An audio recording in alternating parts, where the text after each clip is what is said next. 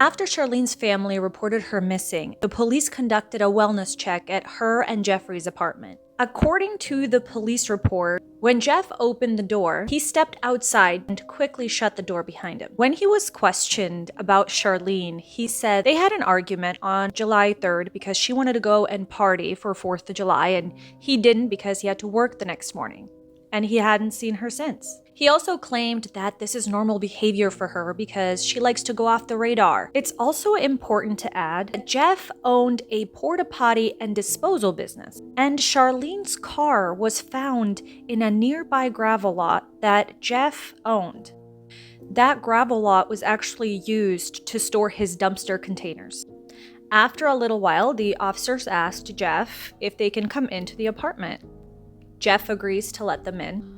While officers looked around, they found things that stood out to them. For example, in one of the bedrooms, the guest bedroom, there was a mattress missing. Inside of the closet, there was a dog food container.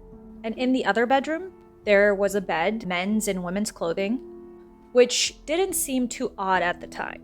According to the indictment, Jeff appeared anxious and nervous, and he wasn't interested in answering any questions.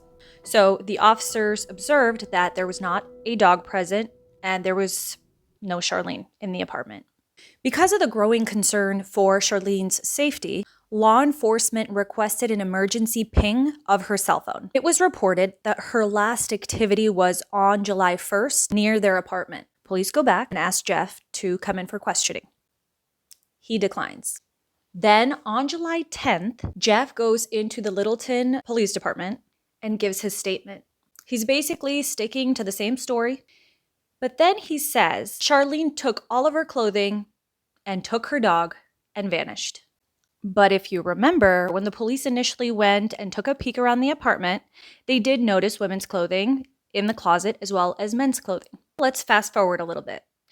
Investigators were able to locate surveillance footage of Jeffrey's whereabouts following Voight's disappearance. They discovered that he had withdrawn $7,000, purchased lighter fluid, he drove to an abandoned farm, and stopped by a landfill in Commerce City, Colorado. They searched the landfill. It actually ended up being a 4-month-long search. Although the search didn't result in the discovery of Charlene's body nor the missing mattress, police actually did find something that was relevant and of value, including some of Charlene's personal belongings and the decapitated corpse of a dog, believed to be her chihuahua, which was wrapped in one of Charlene's sweaters. If this whole case didn't have you upset and angry, what I'm going to share next will probably add to that frustration and that anger. Shortly after Charlene's disappearance,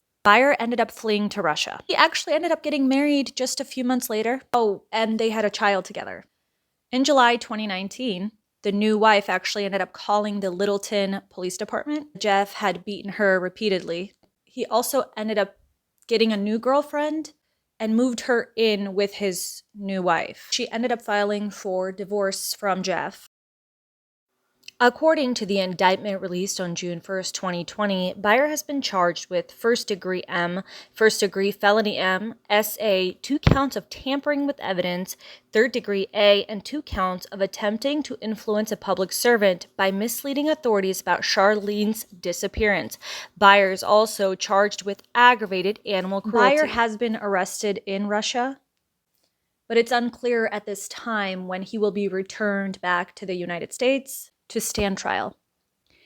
If he's convicted, he faces a mandatory sentence of life in prison without parole.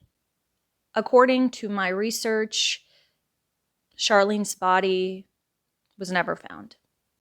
All of my sources will be credited accordingly. I wanted to talk about this specific case because I hadn't heard about it in such a long time, and I hope that it gets back on the radar. And I also don't want people like Jeffrey Scott Beier to think that they can get away with this. Please share your thoughts and maybe some insight if you have it. I'm always open to learning and growing.